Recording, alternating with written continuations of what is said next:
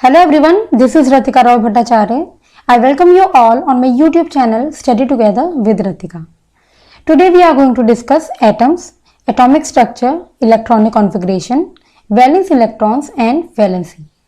All of these topics are interrelated to each other and these topics are really going to be very important for 8th, 9th and 10th perspective. So it is important to understand all the basics of chemistry, and our chemistry starts with atom. First of all, what is an atom? You know, all the matter that exists on earth, whether it be living or non-living, all of these matters are made up of the minute structure that is known as an atom. These atoms are indivisible, means you cannot divide it further because this is the smallest entity, right? So if you see, an atom consists of three particles, that is neutrons, protons and electrons. The protons and neutrons are present inside the nucleus, whereas the electrons revolve around the nucleus. Now you see in this diagram, these are electrons, whereas this is the nucleus, and inside the nucleus we have neutrons and protons. Now this is the structure of an atom. If we talk about the electronic configuration, we know that the arrangement of electrons in the atom is known as electronic configuration. The electrons are arranged in a specific manner. We have these shells. You are able to see the electrons are present in the shells. So these circular orbits, these are known as the shells.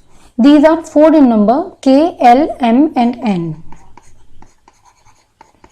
Right?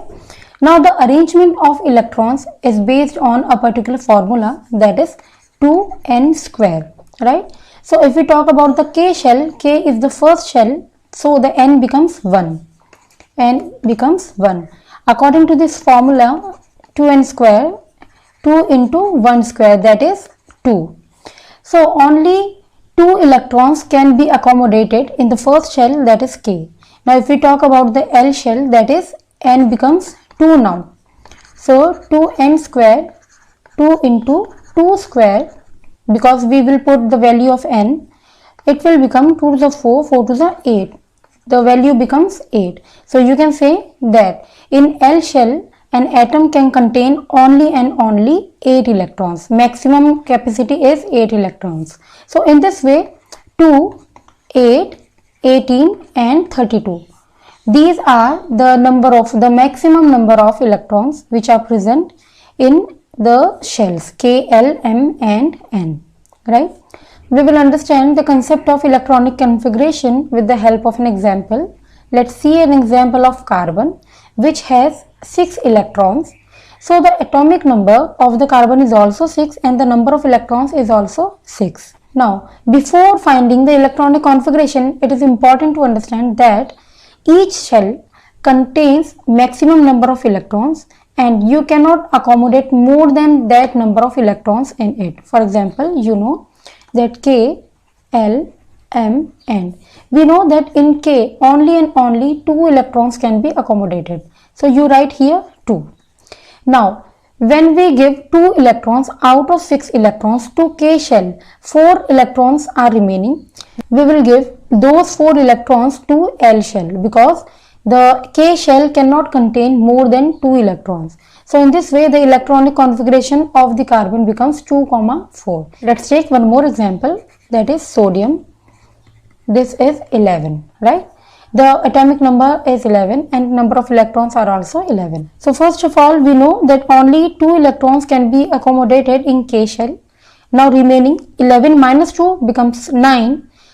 Now 8 electrons can be put in L shell, right? Not more than that. Now 8 plus 2 becomes 10, still 1 electron is remaining. So we will put that 1 electron in M shell. So the electronic configuration becomes 2, 8, 1. So this was about electronic configuration. Now let's move further. We will see what are the valence electrons. Let's understand this with an example of sodium again. 2, 8, 1. We have 3 number of shells K, L and M. Right? So the outermost shell here is known as valence shell and the number of electrons present in that outermost shell is known as valence electrons. So here in sodium the valence electrons is only 1. But if we see in carbon, the valence electrons are 4 because in the outermost shell only 4 electrons are present, right? So this was about the valence shell. If we talk about the valency, how can we calculate the valency? You know, now all the elements have the tendency to complete its octet. Valency is important to understand when we make bond with any other element, right? For example, magnesium, its atomic number is 12 and the electronic configuration becomes 2, 8, 2, right? So the valence electrons are 2. Now the tendency of magnesium will be to complete its octet. Now how can it complete its octet?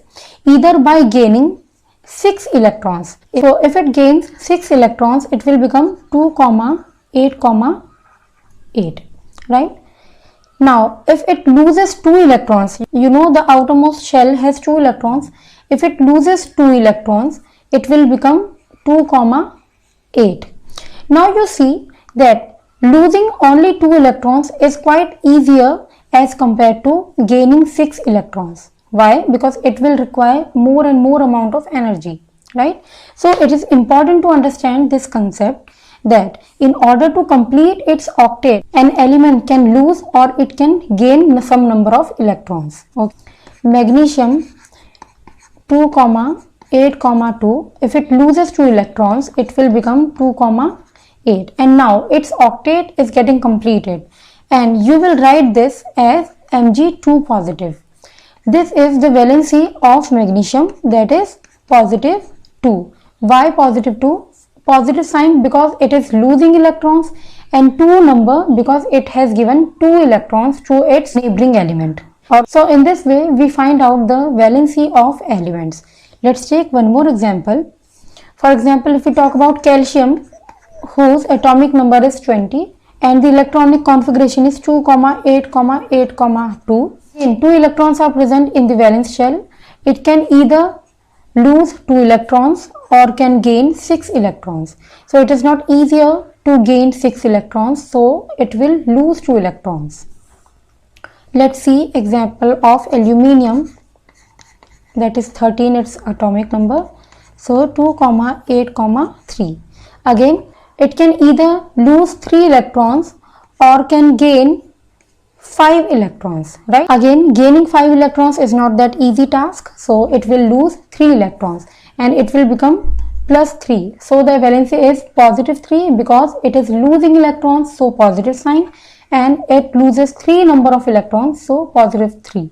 Oxygen, it has the atomic number 8 and the electronic configuration is 2, 6. Now it has the chance to lose 6 electrons or gain 2 electrons. Here we can follow the same formula that it cannot lose 6 electrons, again so much of energy will be required, so it will be easier for it to gain 2 electrons. Now because it is gaining, we will put negative sign and 2 electrons, so negative 2 becomes its valency.